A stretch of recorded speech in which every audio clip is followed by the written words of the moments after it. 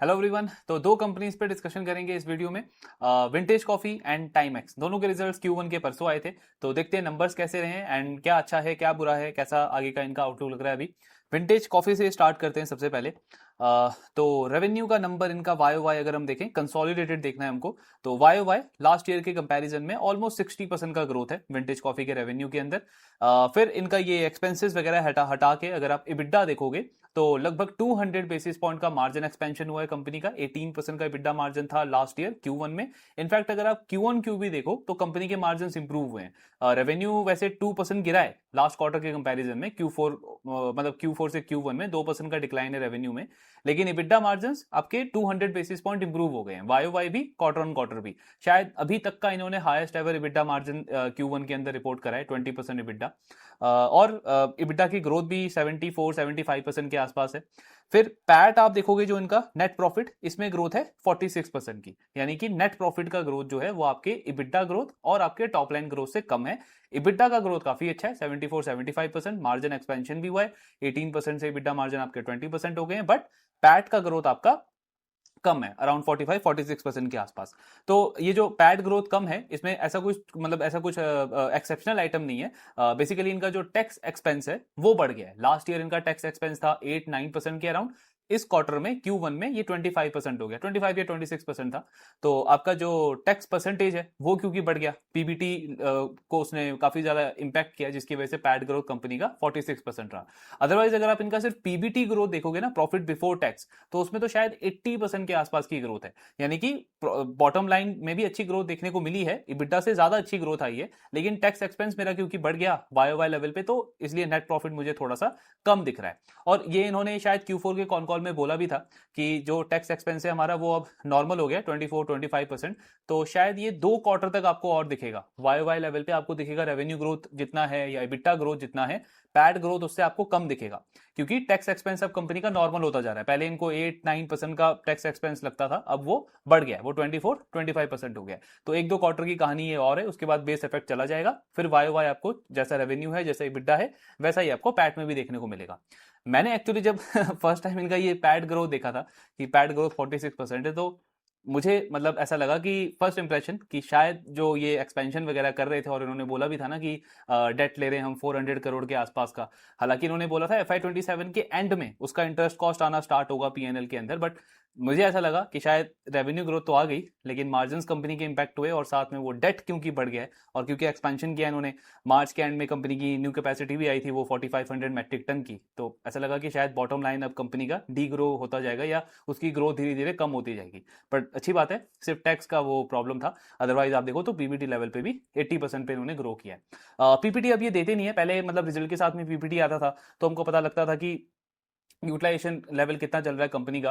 अब con call का wait करना पड़ेगा, तो कॉन कॉल इनका मंडे को है, फिर देखते हैं कैसा है। यूटिलाइजेशन ऑब्वियसली इनका इंप्रूव ही हुआ होगा, क्योंकि FY26 के एंड तक 6500 टन की वो कैपेसिटी थी, और वो जो 4500 का इन्होंने ब्राउनफील्ड एक्सपेंशन किया था वो मार्च एंड में कंपनी का मतलब कमर्शियलाइज हो गया था। तो उन्होंने गाइडेंस तो यही दिया था कि Q1 या Q2 तक हम उसको 100% यूटिलाइजेशन पे ले जाएंगे 100% यूटिलाइजेशन पे ले जाएंगे, क्योंकि ऑर्डर्स ऑलरेडी कमिट किए हुए थे क्लाइंट ने, और एग्जिस्टिंग कैपेसिटी के अंदर ही मैंने एक मतलब एक और एडिशनल लाइन मैंने ऐड करी है, तो मेरे को उसको रैंप अप करने में, उसको उसका यूटिलाइजेशन बढ़ाने में टाइम लगेगा नहीं।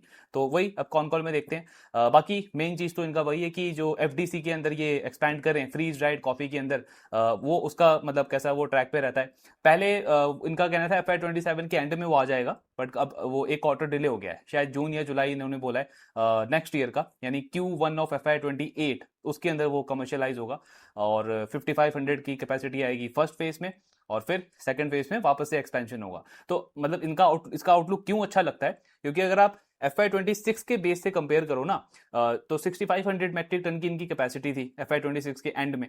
अब नेक्स्ट 3 इयर्स के लिए जो इन्होंने गाइडेंस दिया था लास्ट कॉन कॉल में कि हमारी ऑलमोस्ट 21,000 मेट्रिक टन की कैपेसिटी हो जाएगी, तो 6500 से सीधे 21,000, यानी ऑलमोस्ट 4x या 3.5x का जंप हो जाएगा 3 साल के अंदर। तो जब मेरा कैपेक्स इतना, मतलब मेरा कैपेसिटी एक्सपेंशन इतना फास्ट रेट से ग्रो करेगा, तो ऑब्वियसली रेवेन्यू ग्रो होने की जो प्रोबेबिलिटी है वो भी बढ़ जाती है। इसीलिए हमने वो डिस्कस किया था कि 45 से 50% का ग्रोथ कैगर की स्टोरी बन सकती है विंटेज कॉफी की, अगर चीजें जैसा एक्सपेक्टेड है वैसा जाए, मतलब कुछ बहुत ज्यादा खराब ना हो, डिमांड कुछ ज्यादा ऊपर नीचे ना हो। और प्लस ऐसा नहीं है कि ये एक प्लेन रेवेन्यू ग्रोथ आएगा, सिर्फ आपका रेवेन्यू ग्रो करेगा, ये आपका हाई मार्जिन वाली कैटेगरी के अंदर भी तो एंटर कर रहे हैं ना, क्योंकि ये जो फ्रीज ड्राइड कॉफी है इसका रियलाइजेशन 30 से 40% ज्यादा होता है जो नॉर्मल कॉफी होती है उसके कंपैरिजन में। प्लस इसमें बिड्डा मार्जिन होता है 22 से 24%। जो अभी ये जो कॉफी करते हैं कमोडिटी तो नहीं, मतलब मास मार्केट जो प्रोडक्ट है इनका एग्लोमरेटेड स्प्रे ड्राइड कॉफी, उसमें बिड्डा मार्जिन बनता है आपका 18-19% के अराउंड।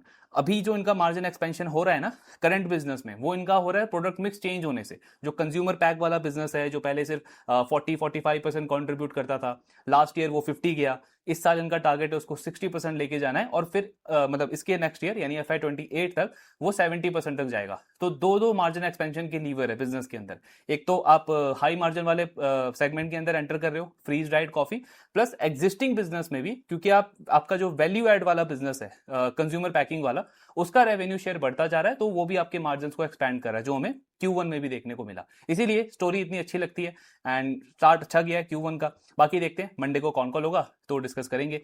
पीई कम हो गया इसका, पहले पीई था 32-33, अभी रिजल्ट के बाद पीई इसका 29 हो गया है, और उसके बाद मार्केट ने भी और सस्ता कर दिया, स्टॉक करेक्ट हुआ जो 5-6% का। तो मतलब अभी आप पी शायद इसका 26-27 के आसपास चल रहा है।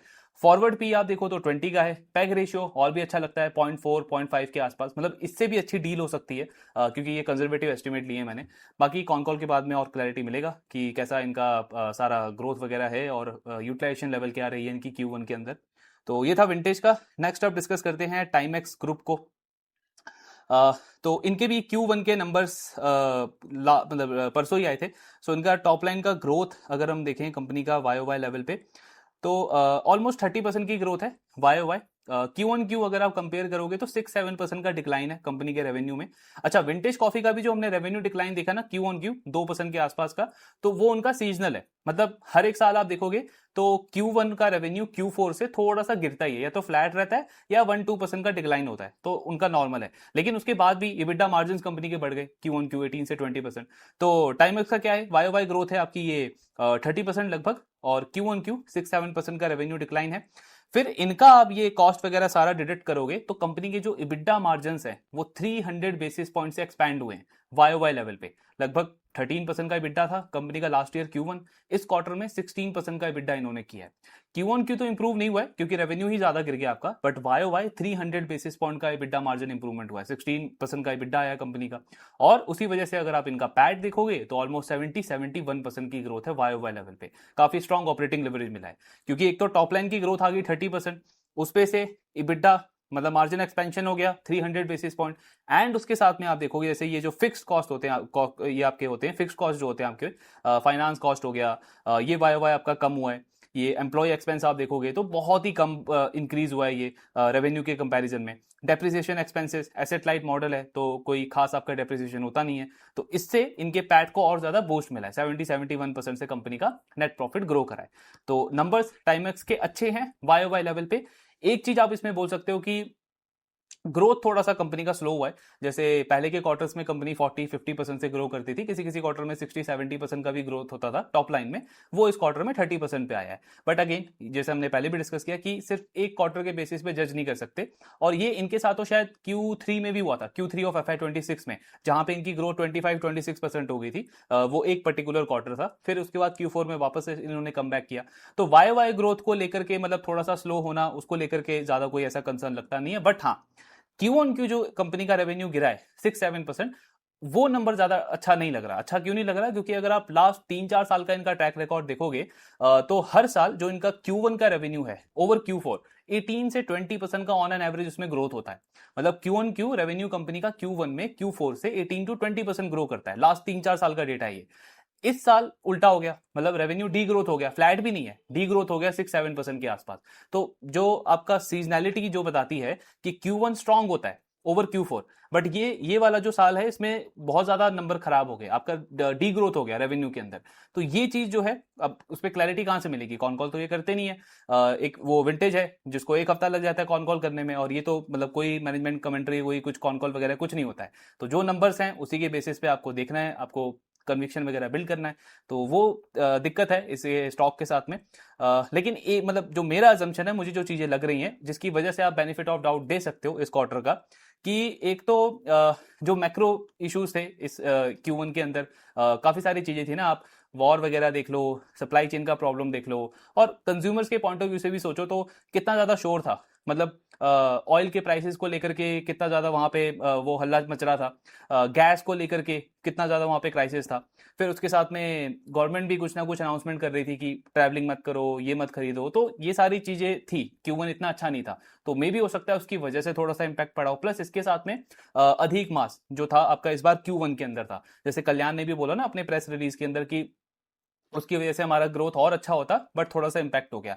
पीएन गडगिल ने भी रिजल्ट में तो नहीं, लेकिन कॉन कॉल में उन्होंने भी बोला कि अधिक मास में क्या होता है, सिल्वर ज्वेलरी जो होती है उसकी सेल्स अच्छी होती है, बट इस बार वो भी नहीं हुआ क्योंकि लास्ट ईयर के कंपैरिजन में प्राइसेस काफी बढ़ गए थे। तो कहने का मतलब क्या है कि कुछ ऐसी चीजें थी, इवेंट्स हुए Q1 में, जिसकी वजह से शायद आप बेनिफिट ऑफ डाउट दे सकते हो कि थोड़ा सेंटिमेंट वीक रहा होगा कंज्यूमर्स का। तो वो चीज है, बाकी तो क्लैरिटी और मिल नहीं सकती। इसी से अभी हमको एक तरीके से गुजारा करना पड़ेगा या मानना पड़ेगा कि ऐसा कुछ हुआ होगा। हाँ, Q2 के जब नंबर्स आएंगे तब हमें पता चलेगा कि ट्रेंड ऐसा कंसिस्टेंट तो नहीं है कि कंपनी का डी ग्रोथ हो रहा है। होना नहीं चाहिए, क्योंकि अगर आप इनका चैनल वाइज नंबर देखो तो वो तो अच्छे हैं। जैसे रिटेल चैनल जो है उसमें 50-55% की ग्रोथ है, जो इनका ई कॉमर्स वाला चैनल है उसमें 65-70% की ग्रोथ है। प्लस जो कंपनी के ब्रांड्स हैं, जैसे फ्लैगशिप ब्रांड है इनका टाइमेक्स का, उसमें भी शायद 40-45% के आसपास की ग्रोथ है। जो बाकी ब्रांड्स हैं उसमें भी 60-70% के अराउंड ग्रोथ है। तो चैनल वाइज आप देखो, प्रोडक्ट वाइज देखो, मोमेंटम तो अच्छा लग रहा है। तो ये वाला क्वार्टर अब जरूर खराब लगता है कि 3 साल का ट्रैक रिकॉर्ड है कि Q1Q ग्रोथ अच्छी होती है, इस क्वार्टर में सडनली नेगेटिव ग्रोथ होगी, तो वो देख के खराब जरूर लगता है। बट ये सारे इवेंट्स की वजह से आप बोल सकते हो कि शायद वन ऑफ होगा। अगले क्वार्टर में इसमें क्लैरिटी मिल जाएगा। पी इसका भी कम हो गया, 72-73 का पी था रिजल्ट से पहले, और अभी शायद 60 का हो गया। मार्केट ने भी थोड़ा सा पनिश किया स्टॉक को। तो वैल्यूएशन का प्रॉब्लम नहीं है, क्योंकि इंडस्ट्री में बहुत अंडर पेनिट्रेशन है। अभी भी आप इंडिया में देखोगे तो हार्डली मिड टीन या हाई टीन के आसपास ही पेनिट्रेशन है वॉच वाले का, वॉच कैटेगरी सेगमेंट का। तो ग्रोथ रनवे बहुत ज्यादा है। और कंपनी का अगर आप पिछले 1.5-2 साल का मतलब मैनेजमेंट का फोकस देखोगे तो बहुत एग्रेसिव है। ग्राउंड पे उन्होंने नंबर ऑफ स्टोर्स बढ़ाए हैं, कई सारे ऐसे स्टोर्स है जहां पे अच्छा सेल नहीं आ रहा था, उसको कंपनी ने वापस से चेंज किया। ई कॉमर्स में इन्होंने काफी ज्यादा एग्रेसिव फोकस किया। फिर सोशल मीडिया पे देखोगे, इन्फ्लुएंसर्स के साथ में इन्होंने कनेक्शन बढ़ाया, वहां से काफी ज्यादा ब्रांडिंग बढ़ाई। जो आपके ये सेलिब्रिटीज होते हैं उनके साथ में टाई अप किया। तो लास्ट 1.5-2 साल में मैनेजमेंट काफी एक्टिव है, और उसका मतलब हमको नंबर्स में भी वो चीजें देखने को मिलती है। तो एक क्वार्टर बोल सकते हैं थोड़ा सा वन ऑफ था, बाकी वेट करते हैं नेक्स्ट क्वार्टर का। वैल्यूएशन का भी प्रॉब्लम नहीं है, क्योंकि पी जरूर 60 है, लेकिन जो इनकी अर्निंग्स ग्रोथ की ट्रेजेक्ट्री है, मार्जिन भी एक्सपेंशन हुआ है कंपनी का वाई वाई, तो पैग रेशियो अभी भी इसका 1.5 के आसपास ही आता है। और हाई ग्रोथ बिजनेस है, कंज्यूमर बिजनेस है, तो इनको वैसे ही प्रीमियम वैल्यूएशन मिलता है। तो वैल्यूएशन का प्रॉब्लम नहीं है, बस ये स्लो डाउन, मतलब ऐसा स्ट्रक्चरल स्लो डाउन नहीं होना चाहिए। Q2 में रिकवरी होनी चाहिए, तो वो Q2 में देखेंगे। बाकी तो यही था, इन्हीं दोनों कंपनी पे डिस्कस करना था, और जो रिजल्ट्स आएंगे उनको डिस्कस करते रहेंगे। आपके जो डाउट्स हैं शेयर करते रहिए। Thank you very much.